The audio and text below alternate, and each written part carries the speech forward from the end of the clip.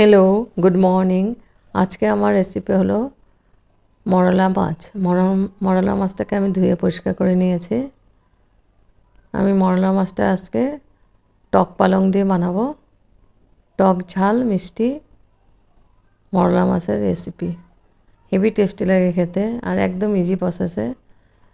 মাছটাকে আমি ধুয়ে পরিষ্কার করে নিয়ে প্যানের মধ্যে নিয়েছি। ওখানে আমি হলদি পাউডার, নুন আর সর্ষের তেল দিয়ে মেখে আমি প্যানটা বসিয়ে দিব 10 মিনিটের জন্য। ফুল স্টিমে থাকবে। 10 মিনিট পরে এসে আমি এটা ঠান্ডা করে পরে মাছটাকে উঠায় নিব। তো মাছটাকে খুব ভালো করে মেখে নিব। এখন সামান্য পরিমাণে তেল দিয়েছে, দিয়ে মেখে এখন প্যানটা সহ বসিয়ে দেব।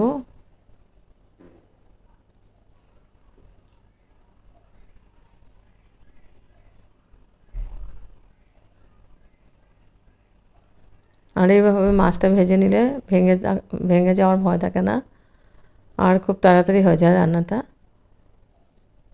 তারপরে আমি ফুল স্পিডে আমি এটা ফুল স্টিমে এটা ভেজে নিলাম। এখন আমি ঠান্ডা করে মাছটা উঠিয়ে নিয়েছি।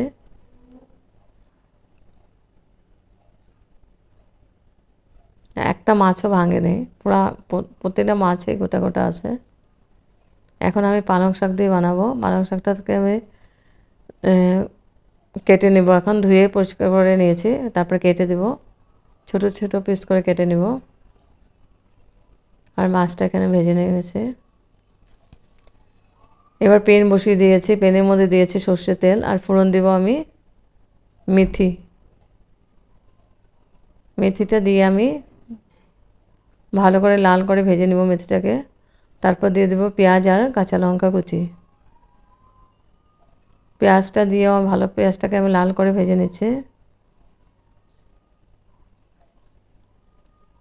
খুব ফটাফট রান্নাটা হয়ে যায় আর খেতেও অসাধারণ টেস্টি হয়।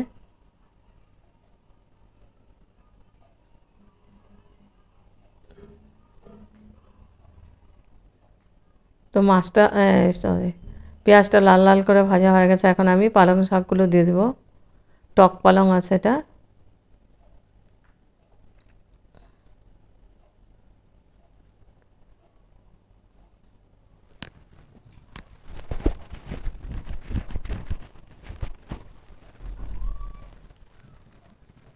পালং শাকটা দেওয়া হয়ে গেছে। এখন আমি একটু নাড়াচাড়া করে ঢেকে দিব।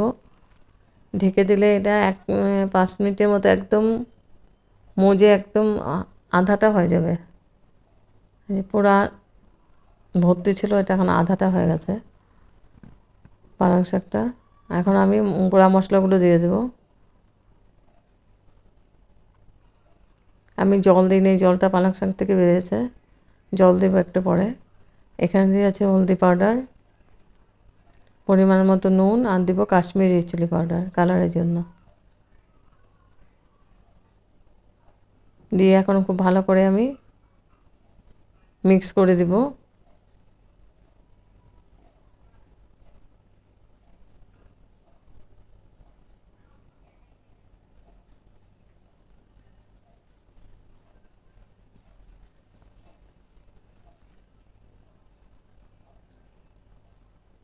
এখন আমি গ্রেভির জন্য জল দিয়ে দেব। জলটাকে আমি গরম করে নিয়েছি।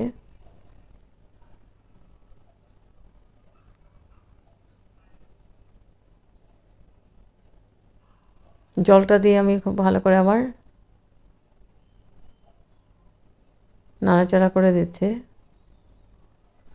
এখন হয়ে গেছে মাছের। এখন এসেটা বাড়িয়ে দিব। স্টিমটা বাড়িয়ে দিয়েছি। গ্রেভিটা একটু শুকিয়ে যাবে। আর একটু দিয়েছি মিষ্টির জন্য, দিয়েছি মধু। 1 চামচের মতো মধু দিয়েছি। তাহলে টক ঝাল মিষ্টি মাছের রেসিপি হবে এটা। মিষ্টিটা দিয়ে আমি একটু নাড়াচাড়া করে দিলাম। এখন আমি মাছগুলো দিয়ে দেব। গ্রেভিটা পুরোটাই হয়ে গেছে। এখন আমি মাছটা দিয়ে দিচ্ছি।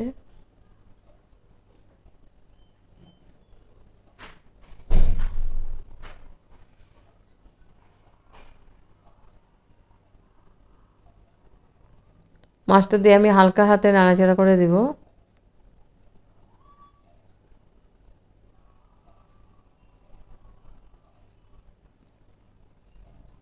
হয়ে গেছে, আমি এখন গ্যাস অফ করে দিব।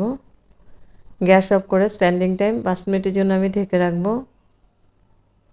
তারপর সার্ভ করেছি মরলা মাছের টক ঝাল মিষ্টি রেসিপি। টক পালং দিয়ে হেভি টেস্টি লাগে গরম গরম ভাতের সঙ্গে খেতে।